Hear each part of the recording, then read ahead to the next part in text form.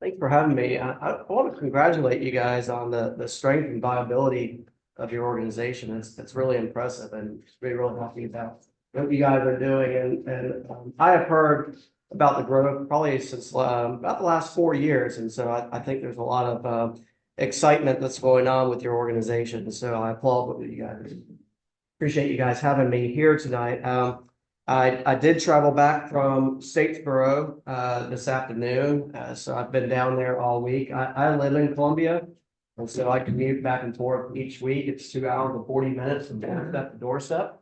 Um, I usually go down Sunday evenings, come back Thursdays unless I need to be there. It's the first time I've been at the helm of the garden. It's the fourth garden that I've been with. My first garden was Riverbank Zoo and Garden. I worked there twice. And that's how where I started my public garden lust for plants. So I was the nursery and production manager for nearly 7 years and really embrace the learning of not only propagating plants, but Latin names. So when you write the word Salvia greggii 150 times for labels, you will always know what Salvia greggii looks like. And so I really cherished that time there. And when I finished my doctorate, and I was teaching still, and appreciate the connection to the Choice Awards. It's been a long time since I thought about that, but I taught fifth grade for 10 years and was recruited to go out to San Antonio Botanical Garden, where I served as the director of programs, which has come a little bit full circle back into what we're doing on the ground at the garden today. And then eventually I ended up at Daniel Stoke Botanical Garden as the director of horticulture and facilities. And they liked me so much, they hired me to come back as a consultant for a couple of years. And I was faculty at USC for 5 years. And then my father was born and raised in Statesboro. How many of you have connections and know Statesboro, Georgia? I knew there would be at least one or two people here. There's a fascinating connection between Statesboro and Georgia Southern. Several of my colleagues in the College of Education, Elementary Ed Division, had started their careers at Georgia Southern. Georgia Southern, sleepy little town of 50,000 people, but has a university that's not part of the population of 30,000 people now. That's a huge university. They're a tier 2 university on the cusp of becoming a tier 1 university. The growth is phenomenal. There are 4 satellite locations, of which they had just absorbed East Georgia College in Swainsboro, Georgia, which was hit incredibly hard by Helene. But they are now, so they have Hinesville, Liberty, Savannah, and now Swainsboro. And of course, the flagship university is in Statesboro, and we are about 55 miles west of Savannah. So we have a lot of people that commute back and forth from there. I had not intended to go back to Statesboro. I had known about it all my life. My wife has a wonderful job here. So if you ever need local history, she works in the local history department. Her name is Amy Allen. And that's kind of come in circle a little bit with some of the things that I've researched in the past here for this. But it's a great garden. So for your field trips, I would encourage you. I will give you a tour, about 45 minute tour, and I will give you places to go that are not chain restaurants, and give you time. There's a wildlife center in Statesboro. It's an academic outreach center, just like the Botanic Garden is. There's a wonderful museum that has done a lot with the space that they did, just like the museum on campus here. So there's a lot to offer for a sleepy little town that was made famous by Blind Willie McTell's song, Statesboro Blues, made famous by Taj Mahal, then made famous by the Allman Brothers. And so I won't move there permanently. So as the director, my job is across the board. I like to get in the garden as much as I can, but as the director, we're in the thick of a capital campaign that we launched at late in November of 24. We're going to talk a little bit about that because it's not tied to the place and time of the land. But for a town of 50,000 people, we reached just shy of the $2 million mark for our campaign at the end of 25, which is incredible because it's a giving community like Birmingham, Alabama is. There is a lot of donors that really support things beyond athletics that the university is always raising money for. And so it's really special to hear that, yeah, we raised nearly $2 million in barely a year, and we've got about $2 million more to go, plus or minus. And so I'm really excited, but I want to put you in place with the Botanic Garden at Georgia Southern. A lot of people still call it the Georgia Southern Botanical Garden. That's the easy common name, but we are the Botanic Garden at Georgia Southern. We use the word botanic versus botanical because of our collection dating to a time back to the 1800s. Botanical is the newer term that came about in the 1900s. So we have a connection to the past. A lot of people don't realize the terms are synonymous, but they're different time frames. And we'll talk about some of the rise of botanical gardens. But I want to show you, if you'll indulge me, just a quick drone video through the garden so you can see the garden very, very quickly. It's at the high point of the season. I think it was around May that it was filmed. When it was, where's the internet on this? Like, is that it? There we go. So drones are not allowed in the garden, by the way. So this was a very special case, and that's a policy that you're going to see in public gardens across the country for the most part.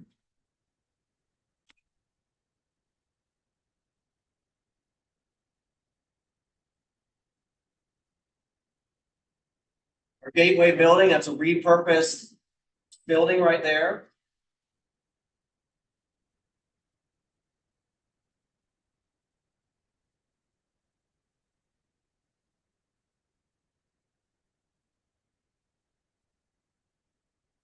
This is the promenade going up to the Bland Cottage, which is the building in the background past the gazebo. So you're now entering the heritage zone.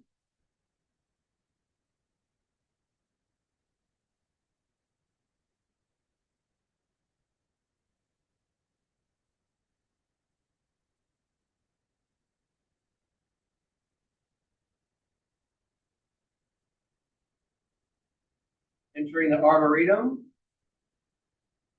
Packed a lot in 11 acres.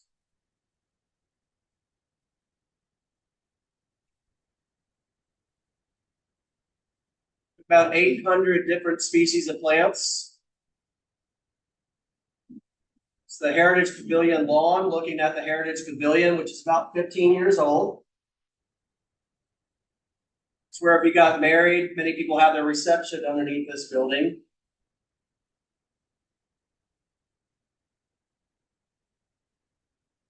This is the farmyard.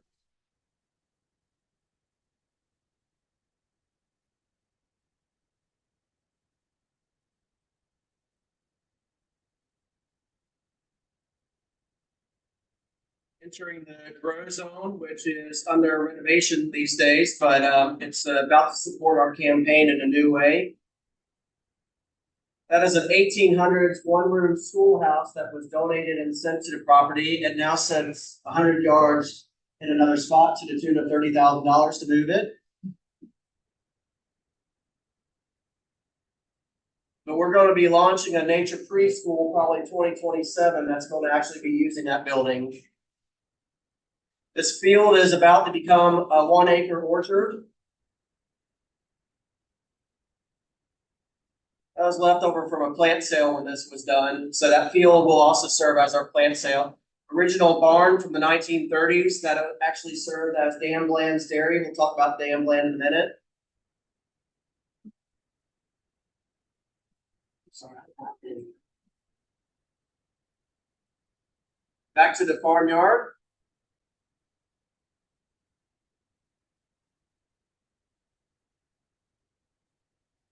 Dan Bland's garage on the left. This is the Bland Cottage.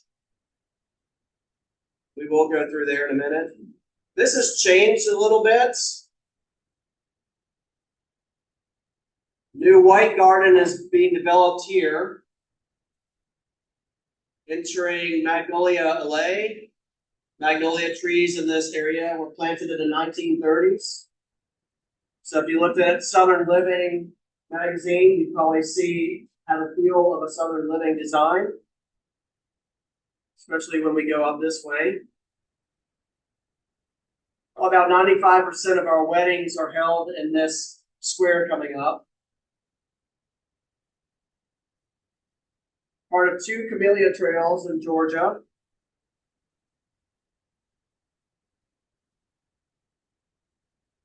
Where there's safeguarders of about 6 extremely rare plants in Georgia.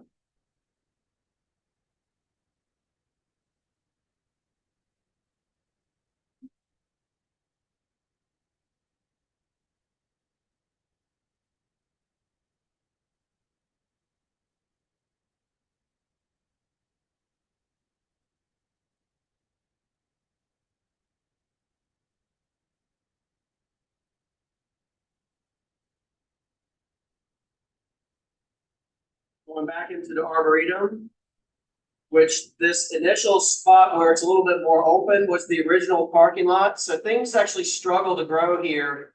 About 8 inches down is a gravel pan from the leftover parking lot. So things don't really like that area. That's where our new building is actually going to go. Labyrinth, that's on the World Labyrinth website now. So I'm now starting my 3rd year at the helm of the garden, and this is the Heritage Pavilion. It's closed, and so I did this talk to the Bullock County Historical Society because they wanted to really learn about what we were doing, but how it connected to Dan Bland, who was the person that donated the land, and Don found the article from Bryce Connect or Statesboro Herald, and so I appreciate that. So Bryce Connect is our local media that is actually a pretty progressive organization for Statesboro, Georgia. And so most of the news outlets are run through Bryce Connect because of the local stations are actually out of Savannah. So for your local news, we get it through Bryce Connect online. And so Dan Bland was, he and his wife, Catherine, and they met in the early 19 teens, and they were farmers. And during that time, you have to put yourself back in place and time. So 99% of the U.S. population was probably still more rural, maybe a little bit less of that percentage. And you have to think, most farming families had large families at the time. And Dan and Catherine Bland never had any children. We don't know why, but they had a very sustainable farm, well advanced, well ahead of their time as farmers, and became known as a progressive, sustainable farm well before the word sustainability were being tossed around left and right. And so it's a really neat thing. On his advanced age in 1985, Dan Bland, who was also kind of an amateur naturalist, he loved plants. So a lot of his plants that are still on the ground are not necessarily all native plants. He collected plants. Now, kind of speculate why we think he connected to this globalization of the plant trade, but he had a lot of different plants.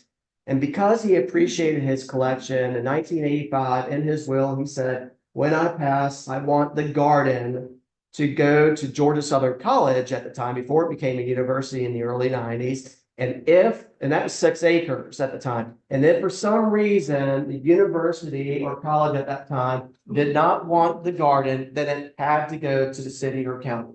That is unheard of at that time and day. And so it's a really special thing for a city the size of 50,000 people to actually have a public garden. Most of our public gardens are in municipalities of 100,000 people or more. And so to have a public garden that has a reach for several hundred miles around the southeast, it's a really special thing for us that we are building in new ways. We are an academic outreach unit, but we are also a community resource. So to put you a little bit in place in time, 1804, the Royal Horticultural Society was founded. The American Horticultural Society was not founded until into the 1900s. They just reached, I think, their 100th year not too long ago. If you're not a member of American Horticultural Society, I would encourage you to look into that, because they have a reciprocal admission program that gets you into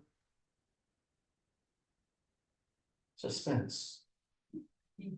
Almost 400 gardens across the country for free now. So that is a huge perk to be a part of the AHS. their memberships are very low hanging. And so RHS, founded in 1804, an American Horticultural Society in the 1900s. Dan Bland's grandfather in Bullitt County.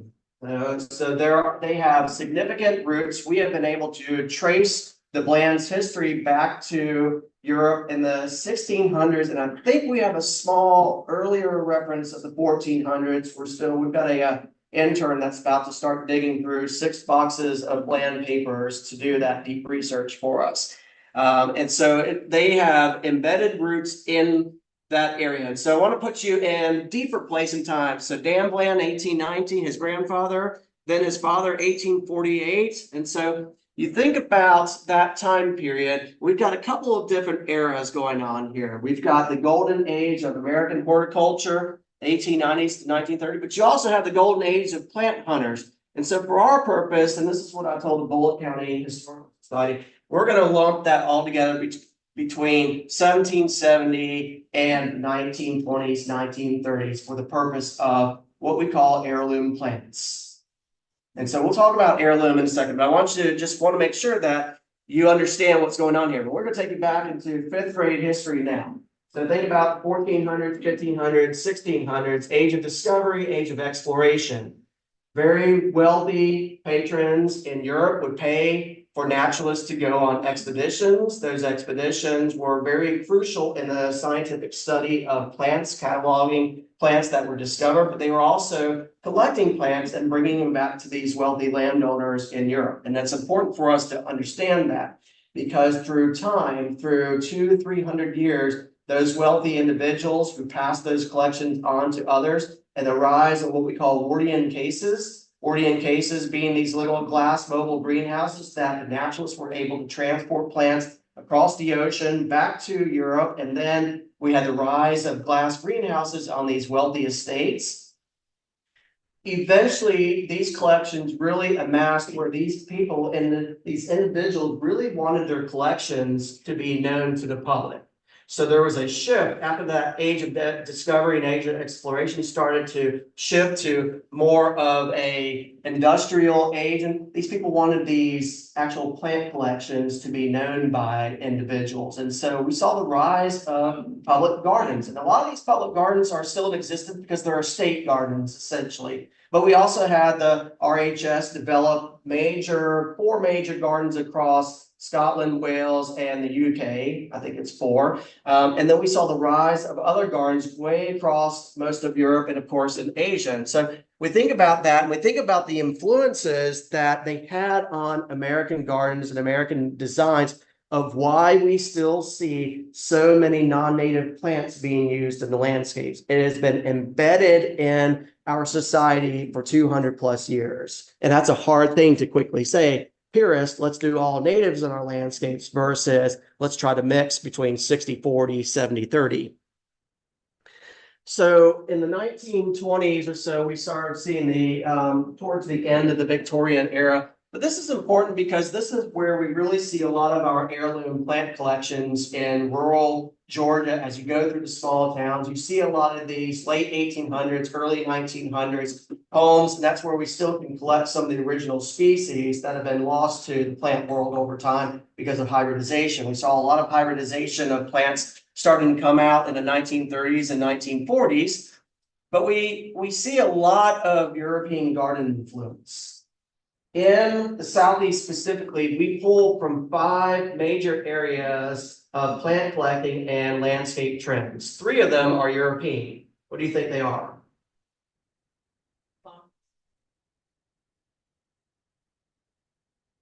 Imagine going through a very formal garden with everything boxed and hinged.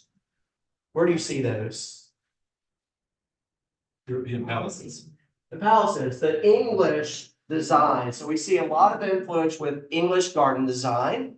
We see a lot of influence by French garden design, and we see a lot of influence by Italian. Some people have a really hard time seeing the difference between them, but just think lots of green, lots of boxed hedges, lots of meatball plants that we're still seeing today, lots of square plots of lands, some not gardens. And in fact, in the medieval ages, there's this thing called an exedra that European gardens had. It was a bench, a living bench that you sat on, you crushed the bents, and the aroma would freshen you up because in medieval days you stunk. So it was a fascinating thing. So English gardens, French gardens, I think your big palaces and Italian gardens, we still see that influence today. We saw it come over in the 1800s, and when you go drive around town, you see that influence left and right of a very manicured design. And etc. Yes, I've only come across one reference that I know of to that, and that was probably 20 years ago. So hopefully somebody has found more. But it was a fascinating concept to me because it was connected to English gardens specifically with cooking gardens, the culinary aspects of it, the kitchen garden. We see a lot of manicured lawns. We see a lot of formal layouts and some informalities with cottage garden designs. But we saw this massive amount of plant introductions because of the rise of public gardens in Europe that then started in the United States. We saw this globalized trade of plants where all these gardens wanted to increase their plant collections. And so that had a domino impact of what people were planting in their gardens in the United States and what the nurseries were selling. Everybody wanted to sell the newest introduction. So when you think about the 1920s all the way back to the 1800s, we were getting a massive amount of plants from specifically Asia, of which some of you probably have in your neighborhoods, if not in your yard. It is a hard thing for us to change that in today's society. Granite, not Columbia, South Carolina, but pre-Columbian, as in Christopher Columbus, pre-Columbian soil, when you remove hundreds of years of built up soil and develop things, it's easier for landscapers just to plop in the very quickly reproduced plants that we sell in the industry. So I'll tell you a little bit more about native plant growing, but some of our natives are a little bit more challenging for us to propagate. And you see the influence of these mass-produced plants still in nurseries today. You have some very common natives, but then everything else is your cookie cutter landscape plants that you see at every single nursery around town in the country. But the areas of influence are important because that's part of what the garden is. We have a lot of heirloom plants. So what we're talking about 1790 to around 1920 are your heirloom plants. The true definition of an heirloom plant is a plant that is only supposed to be 50 years old. 1975. I turned 50 back in March. I do not feel like I'm an heirloom. I still feel vibrant, even though I don't feel the best today. But heirloom plants, we really think about what was on your grandparents or your grandparents' property. The other two areas that we pulled from are Asian design. Hence, every home in South Carolina and the Southeast seems to want to have a Japanese maple. We pull from Asian influence. The other plants, camellias, which are very widespread through Asia, and the Asian azalea, and one other plant that smells great when they flower, white flower, tea olives. Yes, the Japanese would fall in that category, actually. Absolutely. I brought up heirloom because I also wanted to show where we get some of our influences today. Biltmore does a really good job of staying with some of the Victorian style designs, and I suspect they pull from Vic's Monthly magazine, which was a really neat magazine in the late 1800s and 1900s. So again, if you go visit Amy Allen at the local history room, she might be able to pull up some of the old. I don't know if they've got a collection or connection to this, but it's really cool to look through some of those old magazines and come up and see some of the designs that they were doing with asparagus ferns, coleus, colocasia, since it's pointed down. I'm going to guess that that's aspidistra, and then castor bean. And so that to me is a really cool design that would still fit really appropriately today. But we pull from that. So the garden at Georgia Southern is a mixture between heirloom and native plants. So your natives could actually be heirloom plants because a lot of the plants that Dan Bland was planting and other people were planting in the 1800s that were native can be considered heirloom, such as Itea. Yeah. Virginia sweet spire would be a really good example. Clethra would be another example of that.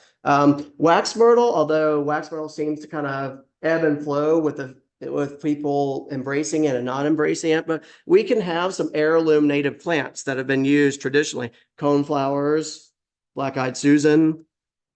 So we don't necessarily have to do a pop quiz, but I like to show this as these are very common heirloom plants that you would traditionally find on old homesteads. Only one of them is native.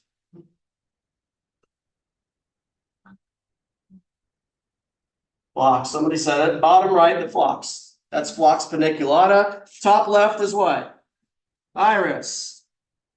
Crinums, yeah. So that people might say, is that amaryllis? I can't really tell. That one's crinum. This tough one from the picture, this was Hibiscus mutabilis, which is the genus species for what? Confederate rose. Confederate rose, absolutely. Yes, ginger, the white one being probably the most fragrant. Bottom left, Dalo. That one's actually a really special one. If you can get your hands on autumn minarets, that is a really special, it's probably one of the tallest daylilies you will find, sometimes getting up to 5 feet. So at Daniel Stowe, we had a fantastic, wonderful clump of that when it bloomed, the spikes were about 5 feet tall.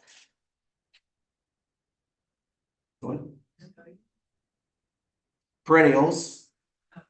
Old-fashioned chrysanthemums, garden mums. So we just started a collection at the garden. We planted about 6 different cultivars, have 2 more coming, and then Stephen F. Austin University at their garden is actually going to share some from their collection. So we're building, because as a non-native plant, this is a powerful bloomer in the fall for bees. Bees love this plant. And we used it in the pollinator garden. And they're actually a great plant because they have pyrethrum on the inside that helps to keep pests away from your other plants. And so it's got a couple of wow factors of why we choose to use it as an heirloom plant.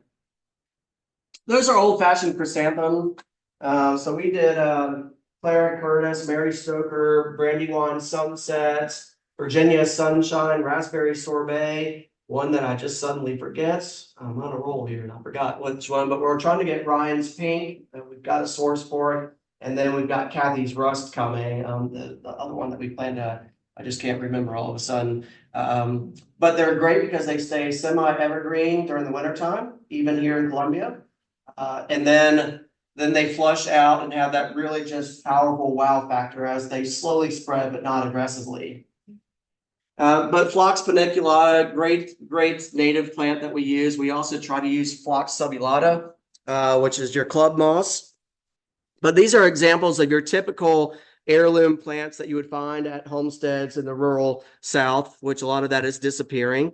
Then we also have rural shrub towns that have lots of shrub collections. If you haven't noticed already in Southeast, we are very heavy with planting of shrubs. As you go to the Northeast, perennials are used, it seems, a lot more up in the Northeast, and maybe it's the heat that just kind of has them peter out a little bit quicker. So we use them as more pocket fillers versus mass displays. But in the South, we are very heavy dominant on shrubs. The picture's a little tough to show. Bridal's Veil, Spirea, very classic plant.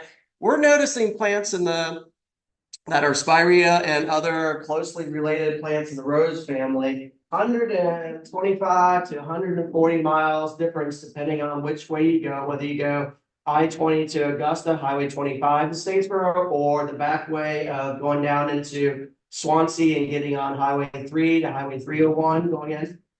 Same time frame, different distance, but it's amazing what grows wonderfully here, that's native, that struggles down there, that's native, and vice versa.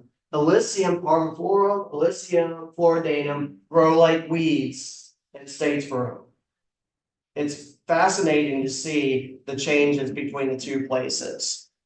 So, but we're seeing a lot of diseases in the rose family right now. The suspicion is that we read a little bit about, and Mount Cuba out of Delaware has put out some really interesting information about changes with the plants in the landscape. We suspect due to a changing climate. We've had some great conversations with them about plants in the rose family, and we think it's attributed to the over usage of knockout roses. that has helped to spread a lot of the Rhodes diseases that our other plants are starting to get. So our Crataegus collection, Mayhaw, we had one of the best Mayhaw collections in the Southeast that has been decimated by diseases right now. And so they're going to have to go away because it's just, it looks terrible on the plants. We can't cut them anymore to get them to flush out before the shape of them has just gone so far away. They look like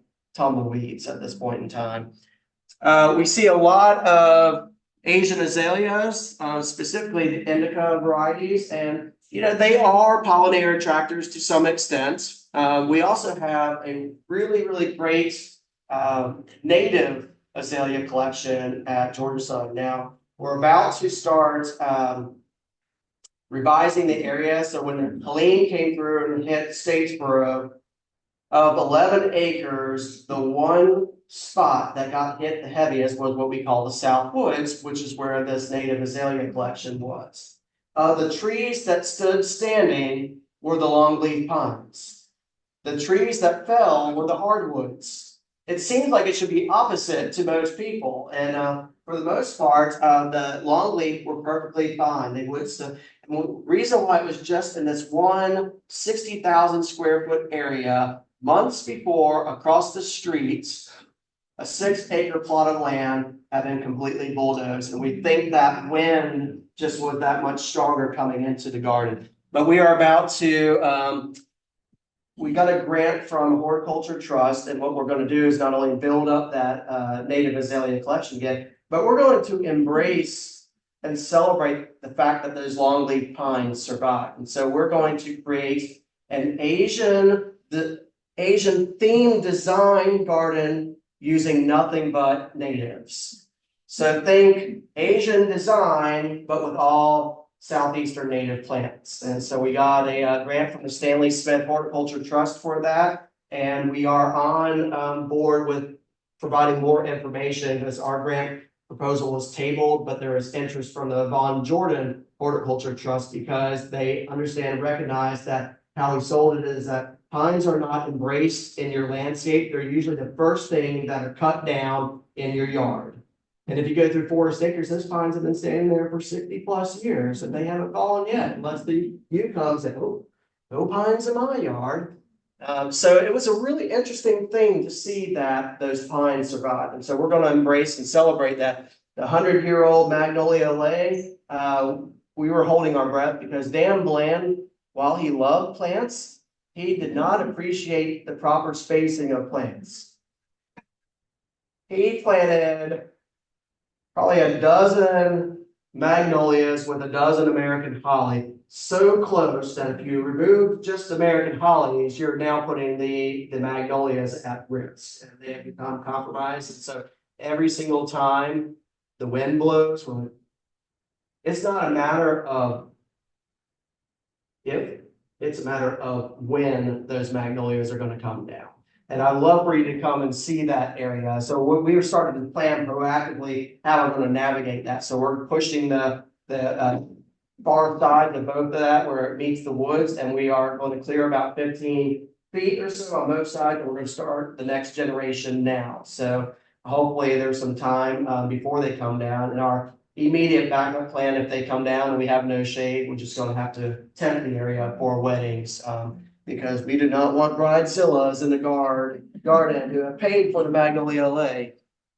Hydrangeas, very common. So that's a great classic example. Besides the azaleas, plants that we can consider ornamental and native heirloom plants, because we have a lot of hydrangeas come from the Far East, and we have a lot of hydrangeas that we grow also from native cultivars here in the Southeast. So that's a neat one.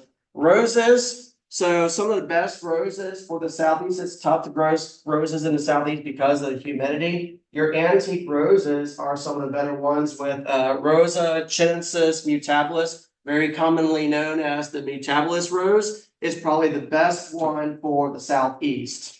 And we have started actually using that because it withstands pest and disease a lot better than a lot of your hybrids today. The thing about what all roses get is black spot. You can't help it. You can navigate it by not having so much overhead irrigation, but these will get a little bit of black spot. Camellias, the japonicas, it's the same ones. There are also some other species that we are trying to acquire from across the country from different growers, including some of the tea camellias. One of the best world-known camellia hybridizers is in Sylvania, Georgia, about 25 minutes outside of Statesboro. And if you look on our website for our Gather and Grow series, we're going to have the privilege of having Gene Phillips talking about camellias in the landscape, and specifically tea camellias. And we're going to have Firefly Distillery doing a sweet tea vodka tasting that same evening. So alcohol sells for adult education in the garden. Gardenias, Gene is actually selling a lot of new variegated gardenias, and that's a really classic one that I feel is a love-hate plant with a lot of people because they get white flies so easily, and they also just seem to get bleached out from the sun. And so we are finding some cultivars and some variegated ones, specifically yellow and green variegated ones that Ted Stevens and North Augusta has also started growing and really promotes, that are really great for collections. But gardenias have always been part of the heirloom collections, as well as boxwoods. I encourage people not to ever plant boxwoods because of the diseases that a lot of them get. Now, not all of them get the diseases, but the alternative is your native plant, being Yopon holly. There are a lot of wonderful cultivars out there that never need shaping or pruning. And then, of course, we have a collection that we're going to acquire more. This is an extremely hard to find plant in the nursery industry. The common name is yesterday, today, tomorrow. Anybody ever heard of that plant? Brunfelsia. It's a subtropical plant that is actually hardy in Colombia. I remember we tried it at Riverbanks in the early 2000s, and then we had 2 back-to-back winters that we had really great snowfall in 2010 and 2011, if you remember those 2 incidents. Didn't make it after that, but I suspect now that we are 15 years removed from those time periods and our winters have become a little bit more warm in a sheltered place, that plant would probably actually survive here with no problem.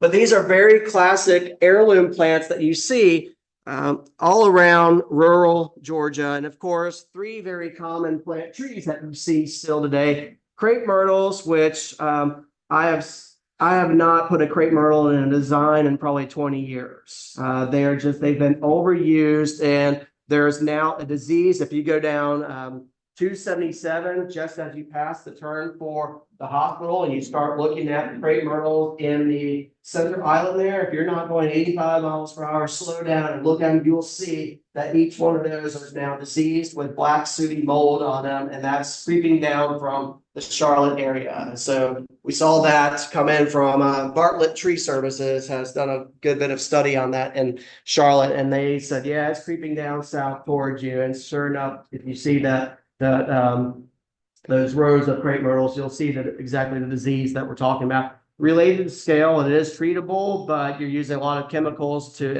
inoculate thesoil and or spraying the plants to try to get rid of it.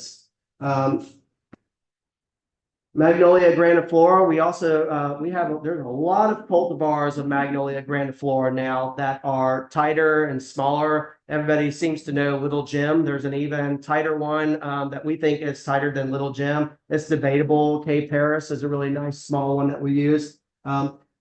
Magnolia virginiana is the other one. If you can find it, there is Sweet Thing Magnolia virginiana that is somewhat new cultivar, and it probably only maxes out at about 12 feet.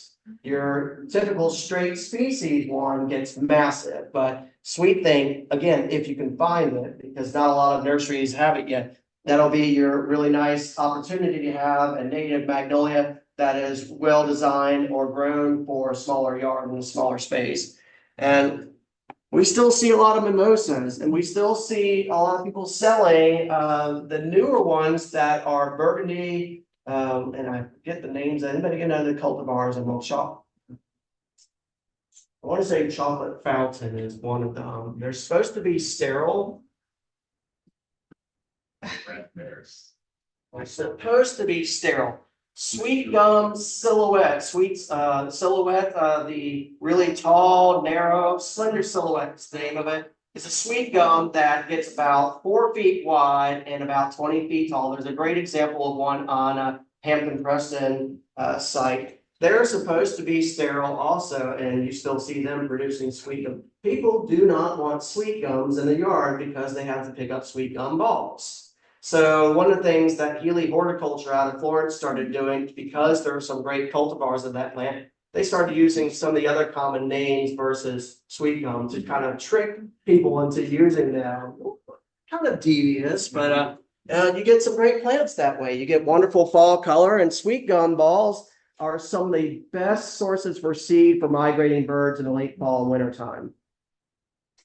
But we still see a lot of these, and we've had some of these on our site. We are fortunate that we do not have a lot of crepe myrtles in our garden. We are somewhat heavy on the Magnolia grandiflora, and that's okay. We embrace that.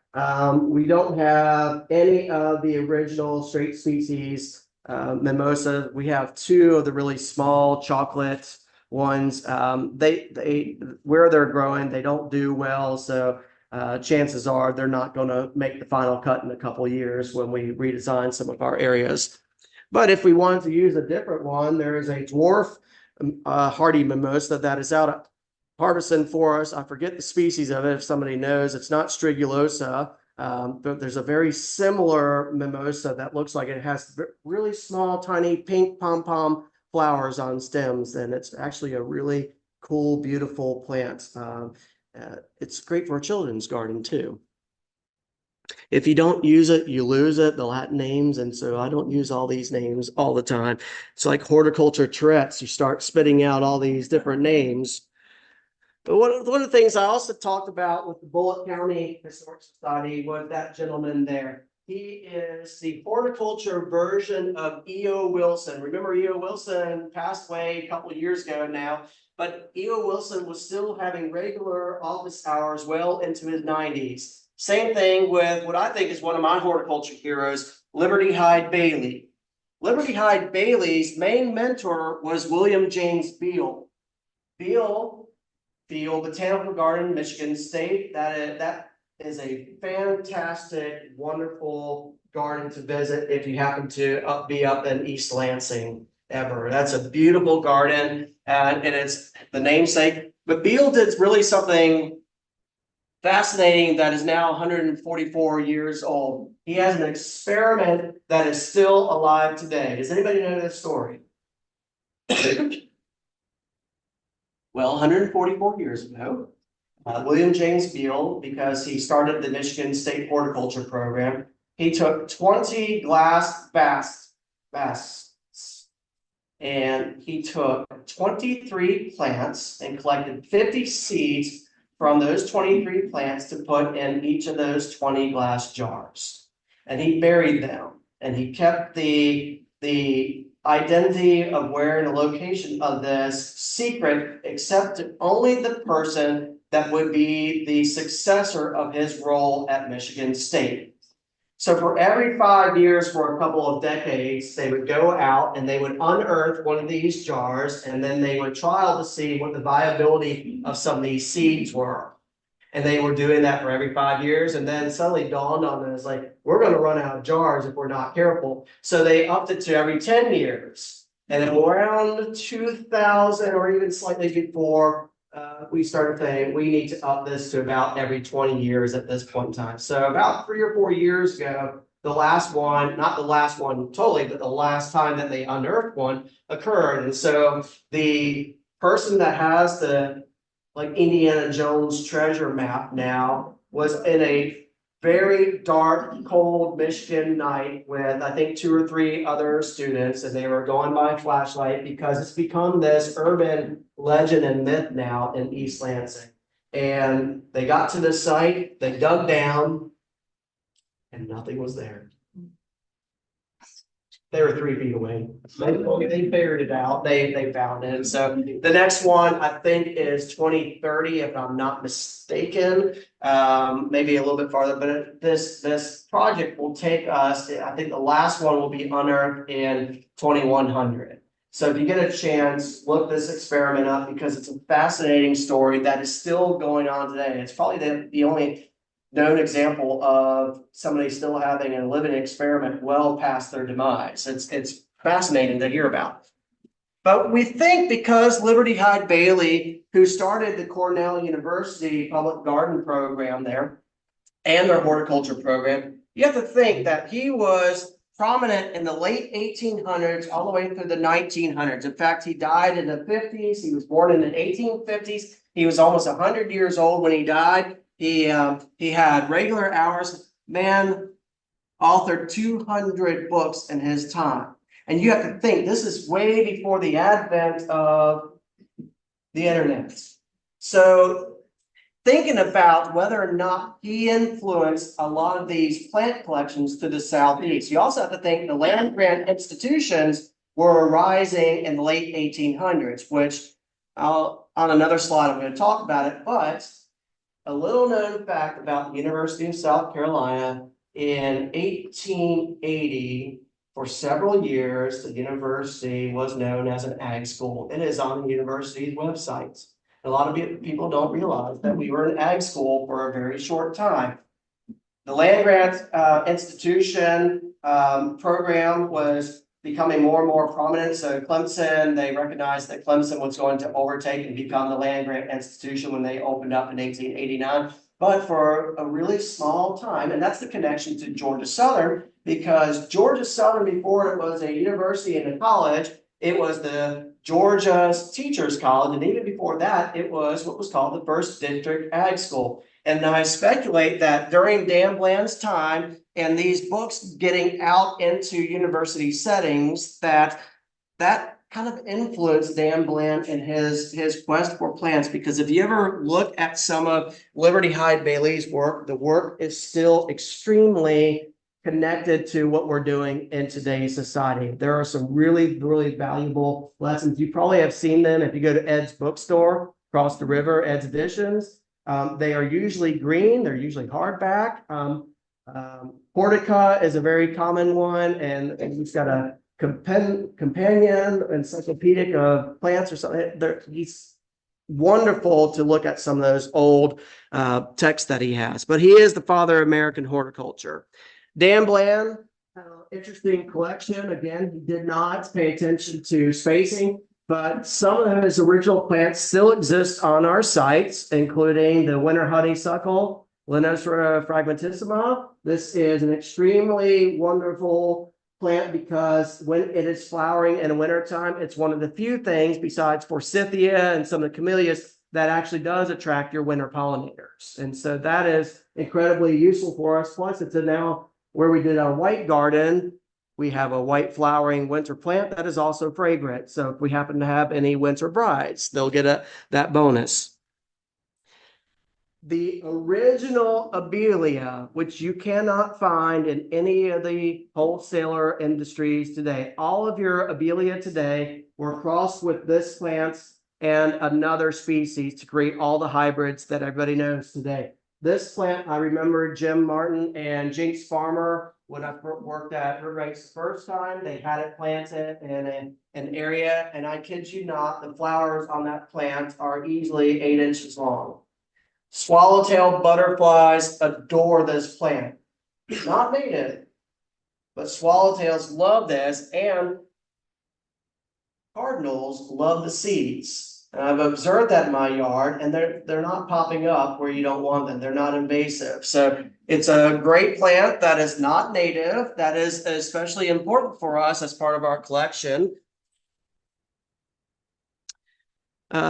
Clera. So Clera is an old plant that we're still selling today. The Clera that you see is not necessarily the true Clera. It's actually a different plant. And so Clera and the other name, Turnstromia, I think is the name of it. They often refer to Clera, but the Clera you see growing today in nurseries is a straight Clera, whereas this is the true, what we call Clera. And it's really hard plant to find today because it's often mislabeled in the industry, trying to be sold as the original one when it's not. And then, of course, we have camellias all over, Sasanquas and Japonicas. And then we've got a great native collection that Dan Bland helped start. One of his favorite plants must have been the sweet shrub. Anybody got that plant in their yard? Yeah, it's a wonderful plant, great fragrance on it. There are some new cultivars out there, some new hybrids out there as well. But this one is great just by itself. And so we think about these plants because I've told you a lot about heirloom plants that are not native. So what is our tactic at Georgia Southern? Because part of our mission is deeply embedded with sustainability. And so how do we take a landscape that is now 11 acres and about to grow by 2 more acres due to some really kind families that are donating bordering properties? How do we continue to enhance our garden that has a 40-year tree canopy that is starting to shade out plants, 100-year-old root systems of magnolias causing harsh competition for other plants to survive? How do we enhance our landscape, embracing more of our natives versus heirloom plants? It's a hard thing to do. I remember my master thesis chair, Bob Feller. Some of you might remember Bob Feller. He told me, you're not going to reach every single person.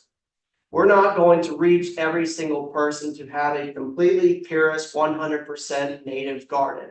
So our tactic is, as we design these things, because we have to have a connection to people, what they know, what they are comfortable with, we are trying to go for a 60-40, 70-30 blend of native, non-native plants in our new freshly designed area. So our white garden, partially destroyed, connected to Helene. There was some Dan Bland's original planting because, again, he didn't pay attention to spacing. So we had to really redesign the area. So right now we are at 60-40, 60 non-native, 40% native. And by the time we add perennials, we will flip-flop that and increase it. And so our goal is to still continue to have the heirloom plants that are non-native because people are so embedded in that, and that just drastic change is hard. There's a lot of myths out there that natives are harder to grow than non-natives. They're harder to propagate. In some instances, they are harder to propagate than some of our non-natives. And there's plenty of examples of non-native that are extremely difficult to propagate as well. So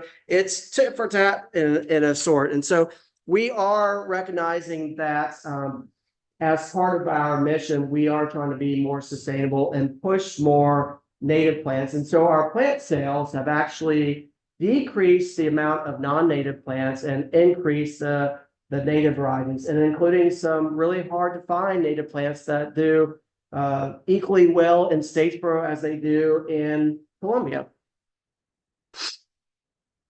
So I've kind of already mentioned that Georgia Southern was first district ag school. That was the 19-teens and 1920s. Then it became, as it was ag ed, we started slowly transforming into the Georgia Teachers College, where it's still deep connection to agricultural lessons. So the teachers, and my aunt actually was one of the last cohorts to go through the Teachers College in the 60s. And she remembers being in the classroom that was a non-traditional classroom. They were teaching the pre-service teachers outside on the campus. And some of the old pictures of the campus are crazy to look at with dairy cattle on, and how during World War I, some of our historic records show that on Sweetheart Circle, the troops were training on Sweetheart Circle, then going to class later on, and part of their duties for work were taking care of the cattle. Clearly, it was a different time. Became the Georgia's Teachers College. We're seeing a lot of transformation in Bullitt County. Same thing that's happening in Columbia right now due to the Scout plant is happening in Statesboro with the Hyundai plant. 2,500 plus acres, including wetlands, were developed for a new Hyundai plant about 30 minutes outside of Statesboro, of which now there is a vast amount of population growth, such that the town that we know of as 50,000 will probably be 85,000 in 7 years. That is an incredible amount of growth, and we're already seeing impacts from Hyundai tapping into the well system. I suspect that some of the similar things might occur with the scout plants. While we know we need progress, there are sustainable ways that we can do some of this progress. So Bullock County is still a large majority of traditional field and row crops. So if you came into it from any of the directions, you will go through a huge agricultural area first before you start getting into downtown. But what we're seeing is as we get less and less farmers, it's just too tempting for people to sell off their plots of land, and they're either becoming industrial sites to support the Hyundai plant, or they're becoming housing units. I love to share this story because this is getting to where we're going to help educate the next generation of environmental stewards at Georgia Southern. This is my friend Alan's daughter, Weatherly, a couple of years ago. Somehow, some way, a teacher that Weatherly had encouraged her and embraced her working with her hands and with plants. And so one day Weatherly came home. Her mom and dad were watching her in the yard. They didn't know what she was doing, but she had taken her seeds from her apple that day at lunch, and she planted her apple seeds, and lo and behold, one of those apple seeds sprouted. And so she was so excited. We did talk to her about how none of those apples would ever come back like the true apple that she had. But I said, you never know, you might have the next best grocery store apple. So that kind of excited her because she wanted to know what it was going to become. We didn't use the big words like heterozygosity with her. So we stayed away from that, but it was a neat lesson for her. So about a year later, her apple tree grew, and of course, Weatherly grew. And then a year later, her tree grew again, but her tree has now since died. But she was not discouraged because she has already started it again. And what I echo with that is those types of occurrences are happening less and less in K through 12 education. We are playing a critical role with our K through 5 education at Georgia Southern, and we are increasing our middle level and we're increasing our higher level. And we talk about the fact that in 2004-5 period, Richard Loeb wrote his big book, Last Child in the Woods. Well, that generation that he wrote about are now college age and young adults and growing their families themselves, such that they are our next generation of teachers that are disconnected from the outdoor, and their family, their children are now becoming a second generation that is severely disconnected from the outdoors. The other thing we think about is we are about 50 years removed now from a lot of our housing developments that used to have half acre to acre plots. We are now in a situation where we have 6 to 8 houses per acre.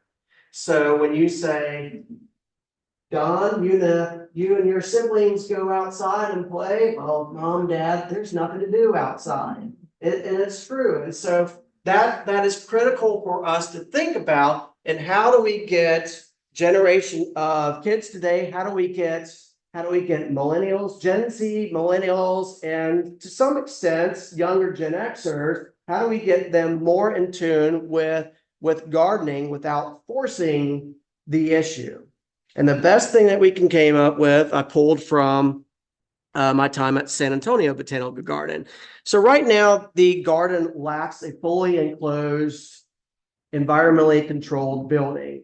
So if you got married in Magnolia Lane, then you would go to the Heritage Pavilion. If it happened to rain that day, well, everything gets shifted to the pavilion, and you're still at risk of things getting wet. We don't have a big venue.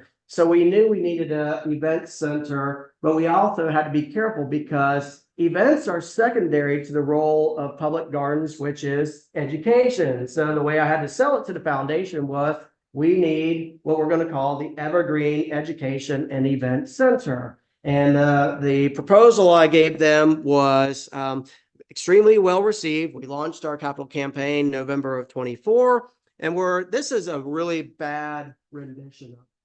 The original concept was a conservatory that has a teaching kitchen on the inside. We have changed that because there's no way we'd be able to cool that facility in the summertime and have an event. So we're actually going back to the Heritage Pavilion style and having a barn style structure of 2,500 to 3,000 square feet, including a 2,500 space footprint for not only formal ceremonies, but also informal education, such that we'll have 8-foot glass curtain walls all the way around, looks like a barn on top, and it has a teaching kitchen.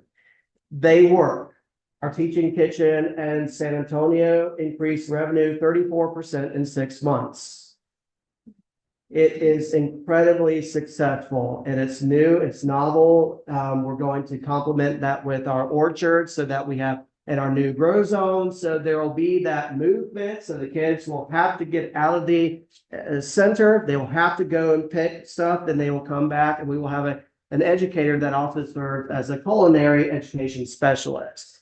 Every person that I talk to from a fundraising aspect, just they love the concept. I wish I could. I can email you some of the newer renderings that we have. It was successful in that the president has now signed off on the project, in that he wants it to, and this is hard for a university public garden. The Georgia Southern president has signed off with it to be included with a loan for 2 other major projects, one being an athletics project, things, and another one being the College of Business.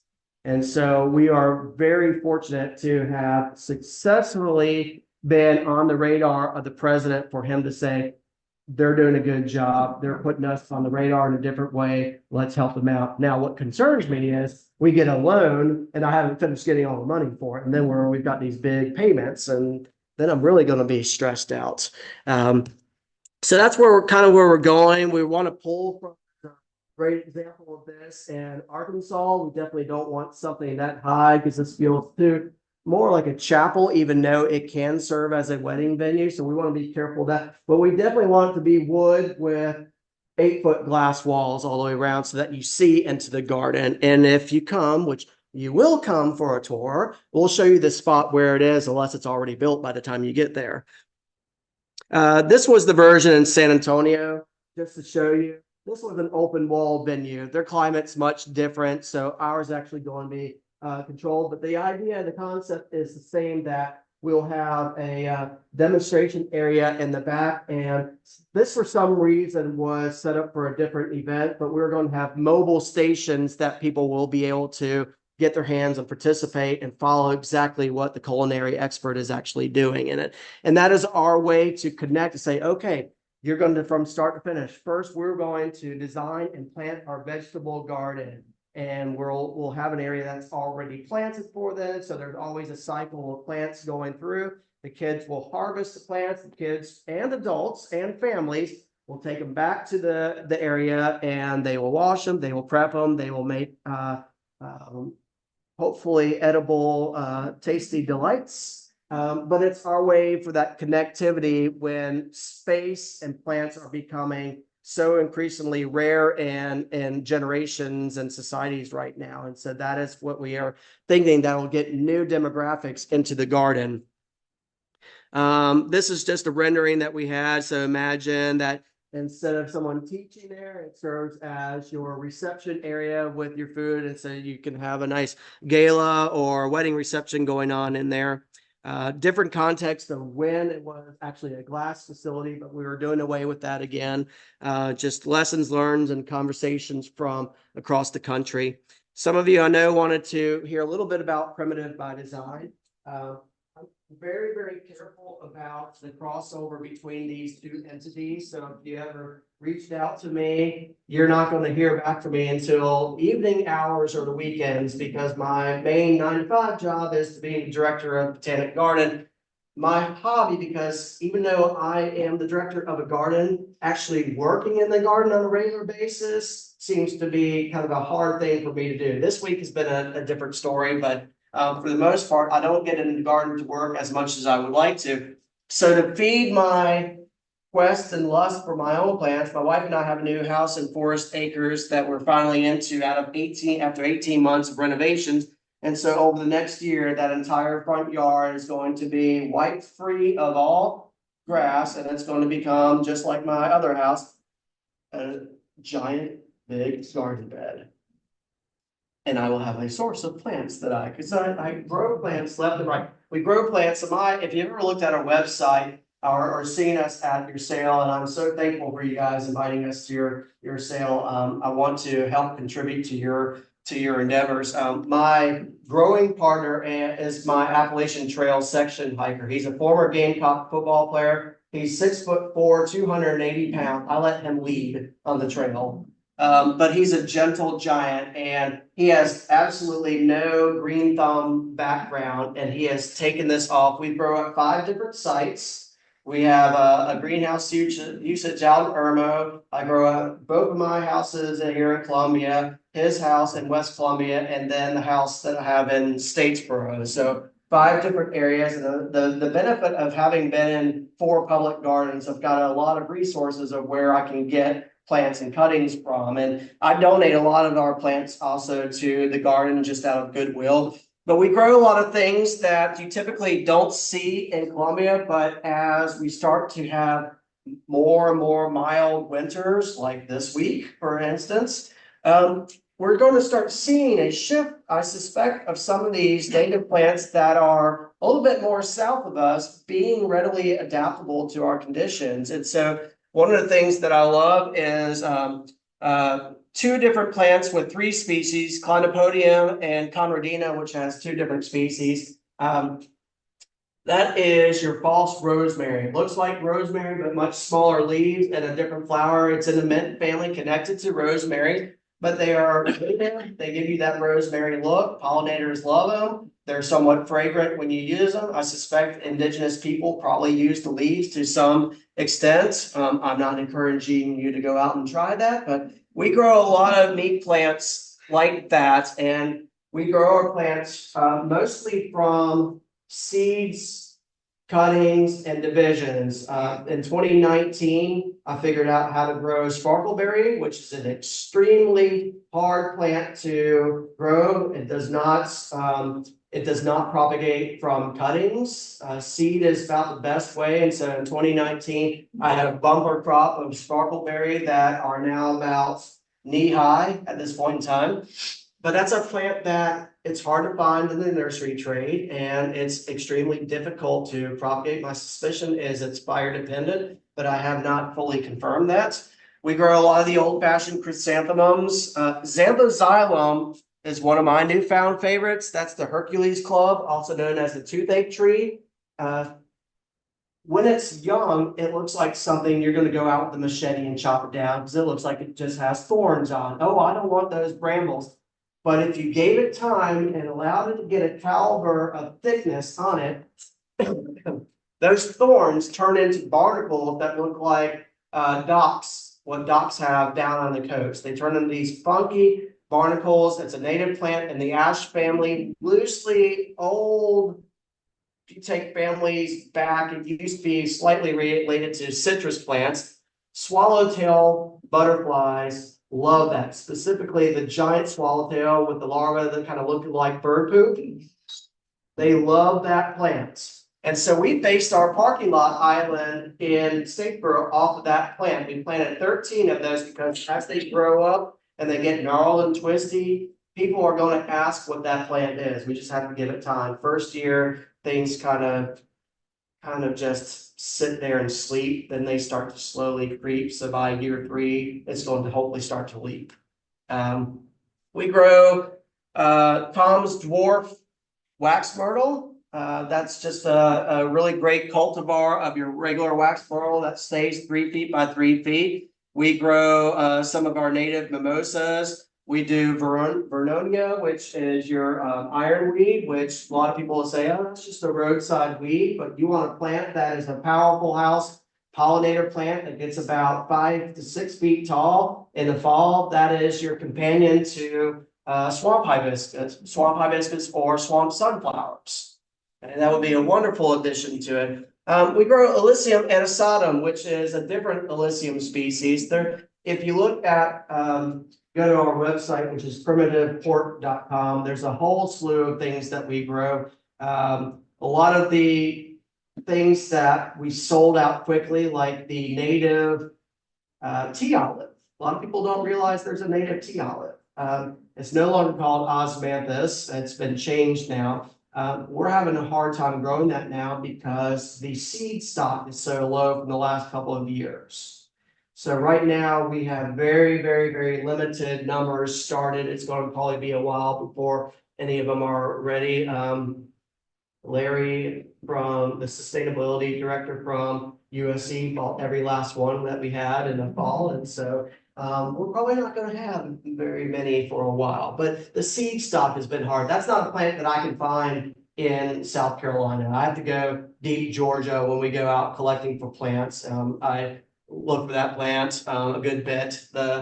Another plant that we are struggling to find seed stock now is, again, the sparkleberry. So the remaining few that we have, it might be a while before we actually have them again because it takes so long for them to actually grow from seed. And so we do a lot of cold stratification. Most of the time, if I collect the seed in summertime, I'll wait 6 months to 8 months before I even pull them out of the refrigerator. They're perfectly fine in the refrigerator for that long. They're cold and dormant. They're going to sleep. But we grow Daphne-phyllum macropotum, which looks like a rhododendron, looks like a mountain laurel, so to speak. And that is a plant from, I believe it's Korea, and even Ted Stevens recognized the challenges of that plant and propagating it. And about a year and a half ago, I think I figured out, because we recognized that the seeds on it actually have what we call a double dormancy period. It flowered and set seeds 1 year, and will keep those seeds on through the entire next year before they finally drop and start to germinate that following spring. So they've gone through almost 2 winter cycles before they have actually start to germinate. And so I found a random pocket of those in Charlotte that had seeds on them, and I identified it, I watched it, I collected some, but I came back the next year, and sure enough, the ones that I collected the second year germinated versus the first year ones. And so I might be the only person in South Carolina that has that plant in containers right now. And the Korean sweetheart tree is another unique one that we grow, that we figured out how to grow from seed. There is a Erythrina herbaceae, which is our native coral bean. That one's easy to grow from seed, but there is a hybrid that was discovered in Australia. There was a marriage between Erythrina herbaceae and then Erythrina christogalli. Christogalli is a Western Mexico species. Somehow, some way, they naturally hybridized, and a cross developed called Erythrina bidwillii. That one is virtually impossible to find in the industry. It doesn't set seed. They don't do well from cuttings. Plants Delight will sell a quart pot for about $40. So they're very, very expensive. The only place I can find them in containers is Monrovia in California, and they won't ship to me. So Andy, of all people, who doesn't have this green thumb and horticulture background, figured out how to propagate it. I'm not going to tell you that secret, because I want to build some stock. But it's that trial and error that we want to really, really push. The other thing that we're trying to do in Statesboro, because we're a small budget garden, we don't have the deep pockets to order from all these fancy nurseries just a small amount of plants. We have to order large shipments at one time, and therefore it causes us to be a little bit more limited. We can't just get in the car and go to nurseries all the time, because we're a small budget, small staff garden. And so what we've decided to take the approach from is, if the area is very limited on resources and the plants that are available to us, then we need to take the existing plants that we can have and start combining them in new ways. And that is that art and science that we're pushing in Statesboro, so that people recognize and see the same plants, but they're in a new design that they've never noticed before. And they start seeing the color, they start seeing the texture of plants, they start seeing the actual shape, form, and silhouette of these plants. They see the bark when things have the leaves have dropped in the wintertime, and what's planted massed around them. So that is our tactic, and it's the tactic that is best for our garden, because like everybody wants to say, well, you know, at Longwood, well, Longwood has $1 billion endowment. So if you want us to be like Longwood, give us $1 million. So Longwood can do all these things. So we have to fit our model for the place and time. And so the goal is 60 to 70% native, 40 to 30% non-native in our design, and making new combinations with plants that people just haven't seen before. And that's a lesson I learned from my mentors, which were Jinx and Jim Martin. And so hopefully I'm making them proud by what I learned from them. And I would highly encourage you to look at our website. I won't answer you until in the evening hours, and we'll have a spring sale. We'll do pre-order. If you say, hey, I heard you talk during the Native Plant Society talk, we'll give you discounts. But I would fully encourage you to reach out and come visit me down in Statesboro, even by yourself, or with a loved one, or even as a group or a small group. I'm more than willing, if you give me advance notice, to walk around the garden and spend some time and just show you plants and talk plants with you. Sorry, I went a little bit longer if I did. Questions or thoughts that you might have? Yes. It's good to see you, by the way, and thank you for supporting Privilege. Your orchard, what are you gonna grow there? Eastern Hemisphere and Western Hemisphere plants. So one of the neat things for the Eastern plants, we partnered with the University of Florida, who in the 1950s started a low chill peach hybridization program. So if some of you remember the edible orchard we planted in 2010 at Heathwood, we used some of those low chill peaches, and within 3 years, those low chill peaches were producing 25 to 50 pounds of peaches per plant. So we are taking a chapter out of one of my past experiences. So we're going to have a collection of low chill peaches. We will do Chestnut Hill, by the way, is a great resource for you guys. So they sell wholesale and they sell mail order retail. And they have a lot of these low chill peaches. We're going to do a collection of pomegranates, a collection of low chill LSU introduced figs. Figs do really well in Statesboro, although they get fig rust in August and drop their leaves and they look like they're dying. It doesn't hurt them in the long run. I feel like I'm missing something for that section, but I know on the western side in the shade areas we're doing University of Tennessee, I believe it was, introduced a lot of cultivars of pawpaws in the last 25 years. And we're definitely going to grow them in shade down there. We're also going to do, Chestnut Hill has a collection of native persimmon. So one called Deer Candy. Who's ever had a native persimmon?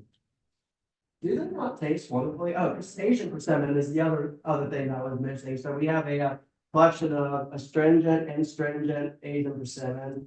Fuyu is very popular down in the Statesboro area, but we're introducing a lot of different persimmon. The native persimmon collection we're going to do, and these some of the reason why they're in the collection is breeders have recognized that some are early producers, some are mid-season, and some are late producers. And so we're doing actually a neat allay with those. And we're also going to do a collection of plums, which will kind of be in between the two areas, and then some crab apples, collection of blueberries. We've got a collection of probably about 15 different cultivars that will do well down there right now.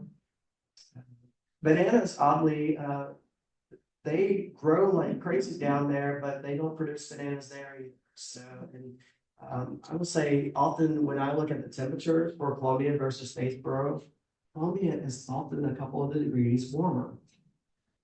Go figure. I suspect it's the sandhills aspect of it versus the breeze, but the humidity aspect is much higher in Statesboro, which is where we get a lot of our fungal diseases. We wanted to do some loquats, but loquats are getting hit by disease left and right in Statesboro right now. We don't know why.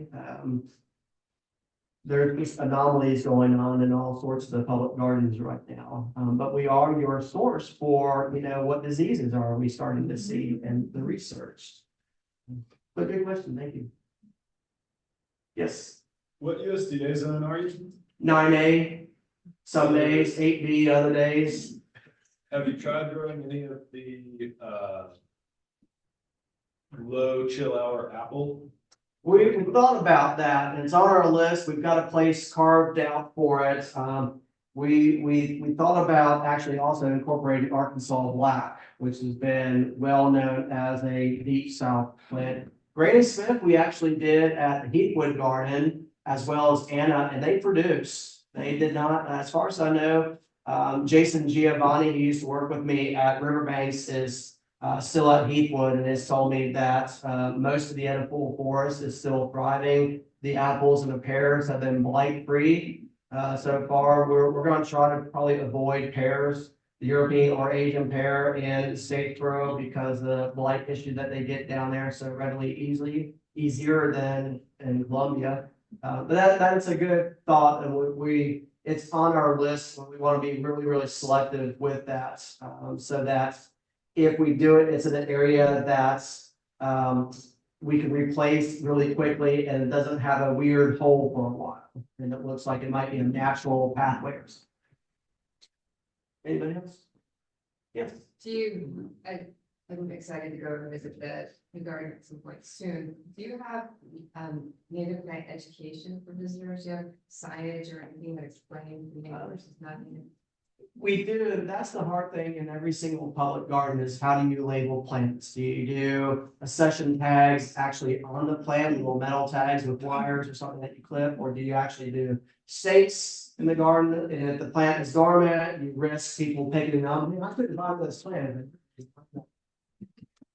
So we do have a lot of labeled. One of the things I'm hopeful for in the future is that IMLS start offering grants again. They kind of were on the chopping block for the federal government with grants. They cater to a lot of your botanical gardens and museums, and to us that would be a non-traditional way to actually curate our collection versus a museum, how they curate. So we would make a case for it that we are a living museum and try to get a method that works. And one of the things that we're thinking about is that in the future, we hope that every single garden bed has an actual interpretive design that you can have a QR code that goes to the list of plants with pictures. So we want to be careful about technology because public gardens should be this acoustic setting, but at the same time, we have to embrace technology. And so we're trying to balance that and see what it's going to look like in the future. But for the most part, a lot of them are labeled. Now, if we have Elysium,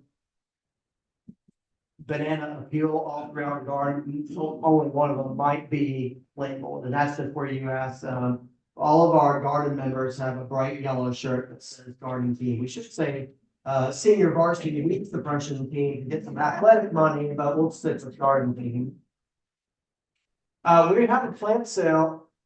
Ours is a little bit earlier. Our spring one is March 28th. So that's when the garden will be free and you can buy plants that day. We also have a fall plant sale. If you are a member of our garden, we do a members party that we treat you. There's no fee for that, and that's an early time for garden members to purchase plants. Otherwise, general public is usually on Saturday. We used to do a Sunday, but we're starting to limit that because it's just so much work leading up, and you're asking staff to stay a full weekend and then work the next week. So we've eliminated the Sunday sale. So March 28th from 9 to 4 will be our sale. 2 hours and 40 minutes to get there. But there's great places for you to eat down there. We would be able to get a tour that day. You're pretty busy, aren't you? Well, you know the director now. I could probably slip myself away during the times that we know we might have a slowness. And we always have a rush at the first thing. You could also come early that week, pre-sale. I'd have to really think about whether I could sell early for you. That would be opening up a can of worms, but 9 o'clock, you always have outdoor people waiting. And then there's usually a rush around 11, 12-ish. So mid-afternoon, it usually starts slowing down. Yeah. 2 hours and 40 minutes. But any other time, we're about to crank up. mid-February with, we will have almost every day filled with K-5 groups coming from mid-February to early May. We have a very successful education program, but it's time that it's modernized. And so we're working on that. Modernized in the sense that less games with tossing balls for the water cycle and real tangible hands-on type things that kids can connect for the future careers type stuff. And so a lot of movement in that direction. And it's a kind of a trend that we're starting to see in other gardens too. But that nature preschool element is going to be a really big thing. We're also doing a lot of people call it junior boards or young professionals. We're calling ours an emerging professionals board. We're going to launch that in April with the task that age group from 25 to 45 will be connecting to their peers to get a new demographic into our garden. So that'll be exciting. We have a professor that is so excited to partner with me. Every once in a while, you meet somebody that checks all the boxes off for, I'm so glad I met this person. This professor is that guy. He's going to be the mentor to these people, to these board members, to teach them about non-board membership and governance as a professional development opportunity for them, with the task that they will also be working board for us. A lot of things going on. Other thoughts, and look at the website if you want to buy plants here in Columbia. You probably have to. We will open up pre-sale.